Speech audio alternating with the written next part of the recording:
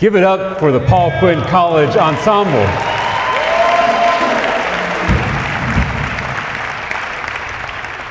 And congratulations to the class of 2026.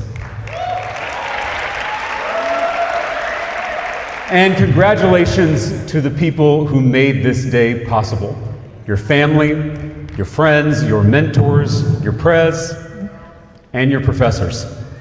Before I was a politician, I was a public school teacher. I taught 6th grade language arts at Rhodes Middle School on the west side of San Antonio. I often say teaching middle school is the best preparation for politics. The west side of San Antonio is a beautiful, historic neighborhood. It's also one of the poorest zip codes in the entire state of Texas, a neighborhood not unlike Highland Hills. My students weren't just kids, they were survivors, dreamers, fighters. I saw it in their eyes, something unyielding, something unshakable. I see the same thing in your eyes. As a former teacher, I am so proud of each and every one of you. And I am so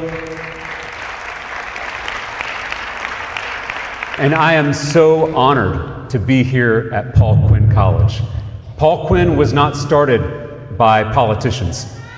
It was built by black preachers holding classes in church basements and living rooms just 7 years after emancipation came to Texas.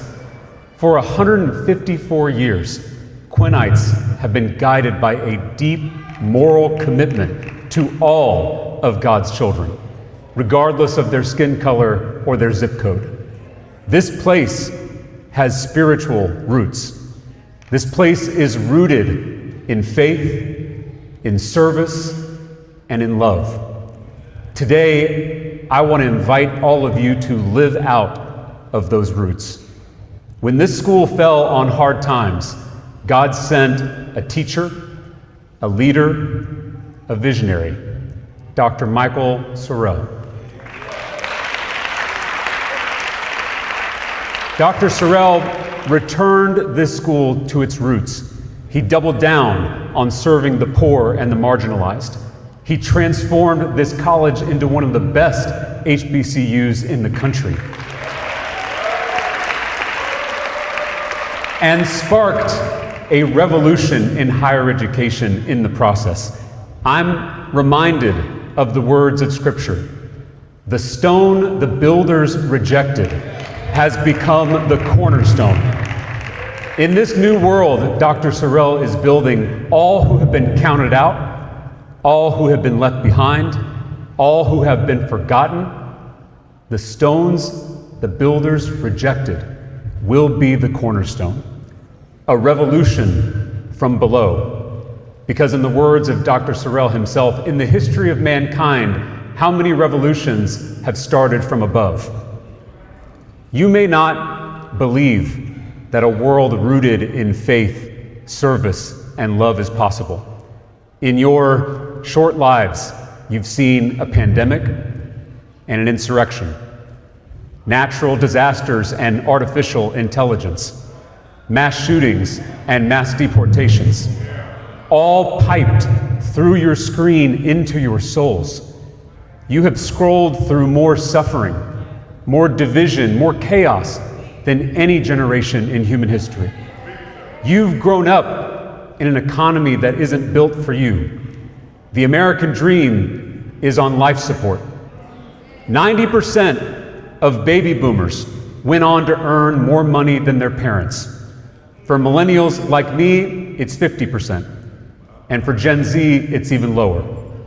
And we know that Black Texans have 10 times less wealth and are half as likely to own a home.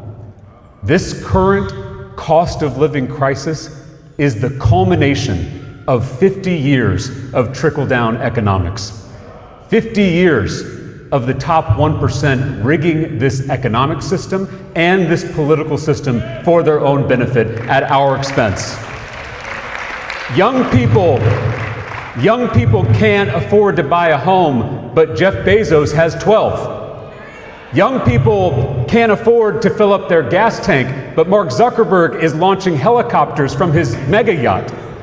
Young people pay more than their fair share of income taxes, but someone like Elon Musk can get away without paying a penny. All of this has left your generation disillusioned. Disillusionment has a bad reputation, but being disillusioned means being freed from illusions, to see reality, to know the truth. As painful as it may be, your disillusionment is a superpower.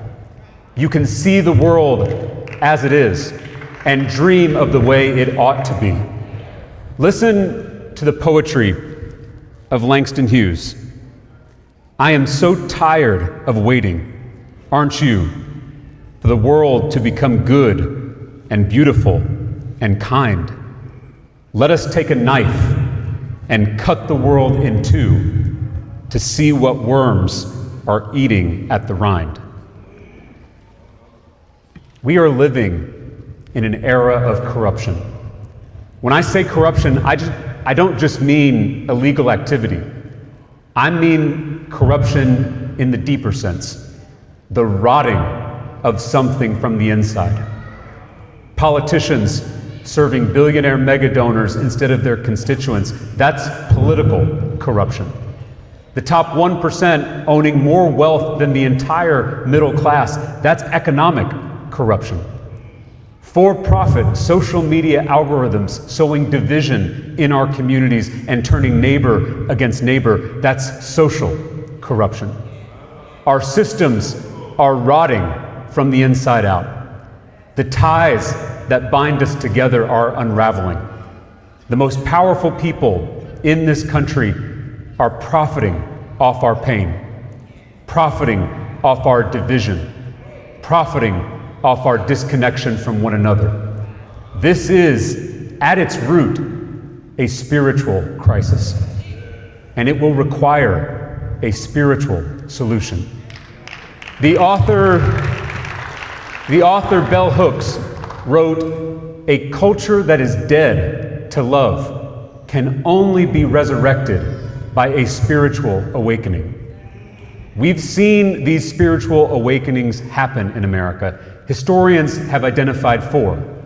In the 1730s, America's first Great Awakening shook the religious establishment and reminded ordinary people of their own spiritual power.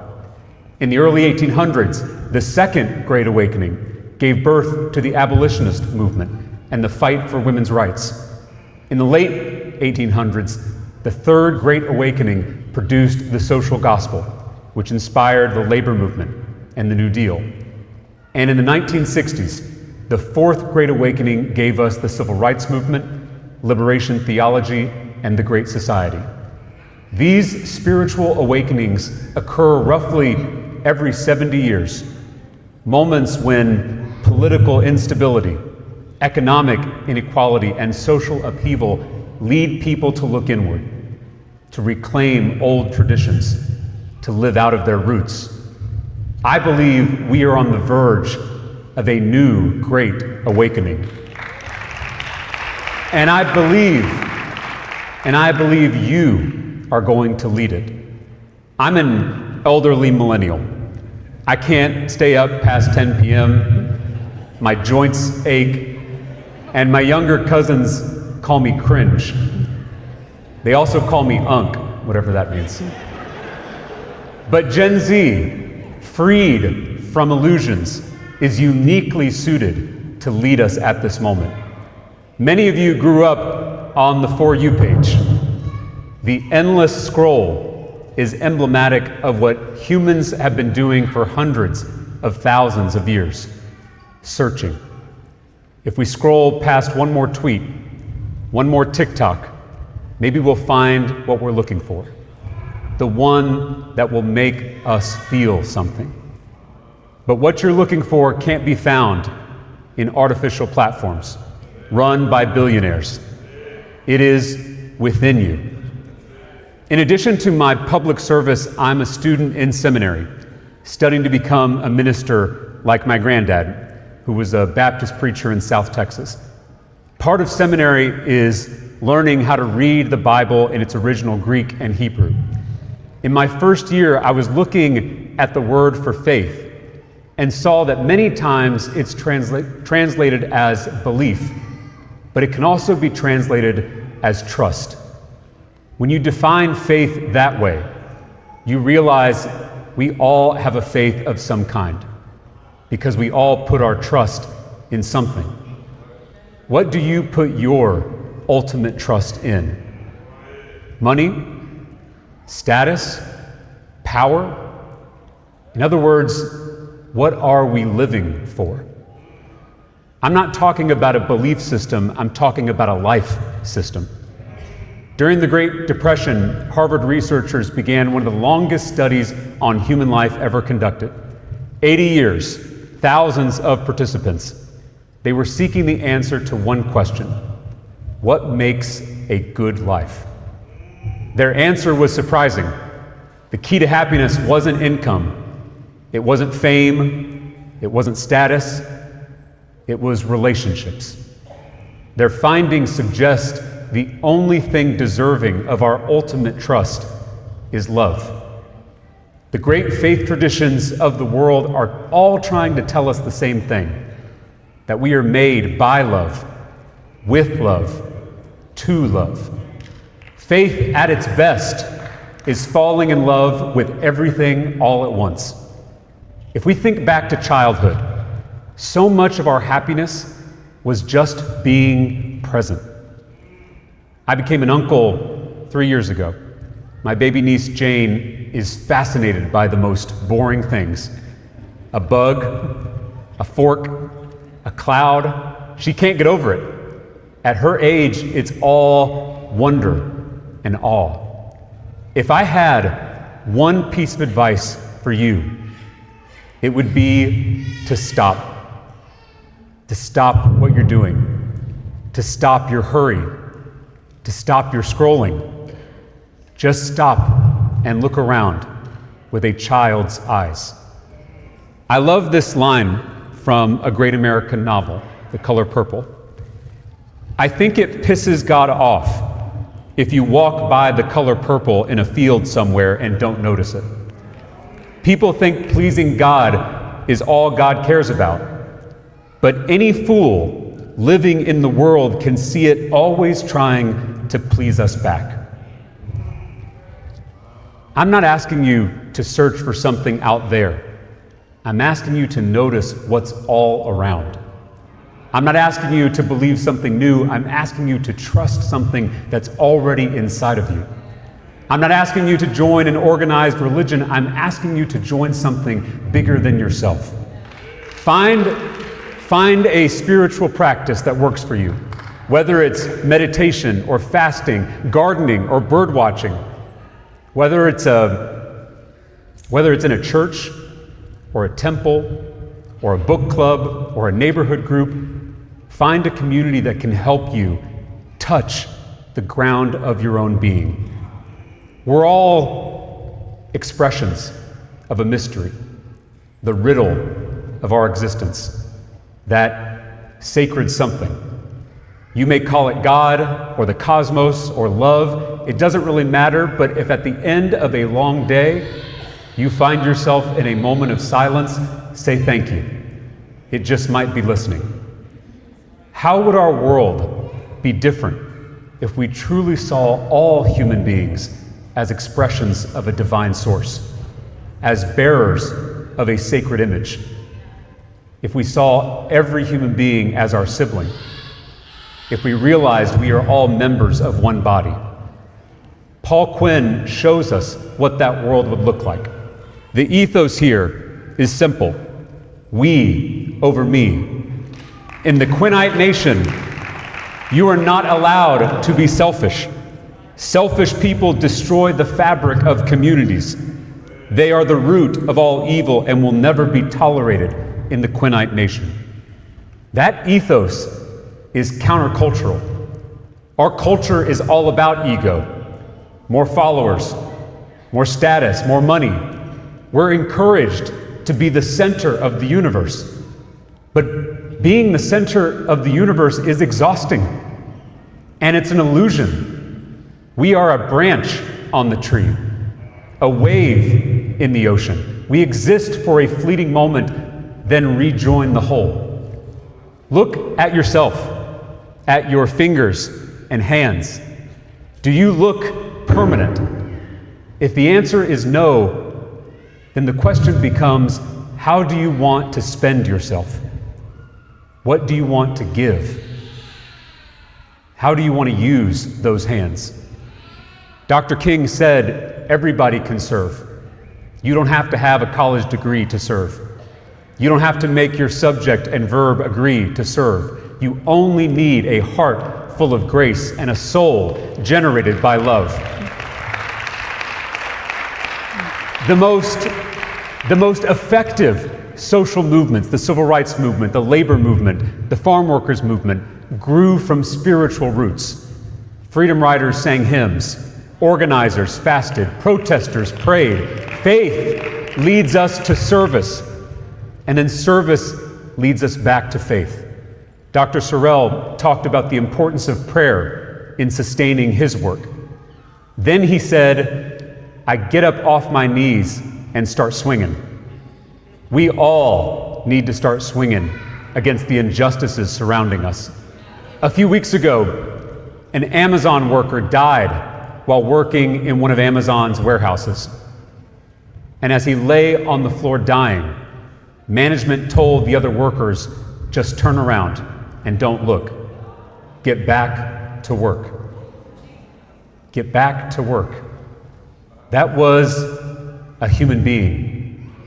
That was a child of God. That was our sibling, sacrificed on the altar of corporate greed. Don't conform to this world. It is not healthy to assimilate in a sick system. I know we're here at your college, but I'm asking you to question everything you've been told at school or at work or at church, and certainly anything you hear from a politician. Reject anything that makes you less human. A different world is possible. What if we built systems that brought out the best in us? What if we invested the same resources into peace that we invest into war? What if the only hunger was for justice? According to James Baldwin, wherever human beings are, we at least have a chance, because we're not only disasters, we're also miracles. You are a miracle. Everything conspired to create you.